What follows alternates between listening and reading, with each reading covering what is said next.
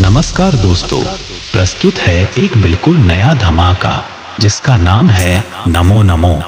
इस धमाकेदार भजन को गाया है दलेर मेहंदी ने और रीमिक्स किया है डीजे शिवम लक्सर ने और प्ले किया है ऑपरेटर सागर ठाकुर ने। तो चलिए अब इस भजन की धमाकेदार साउंड टेस्टिंग करते हैं। Checking bass.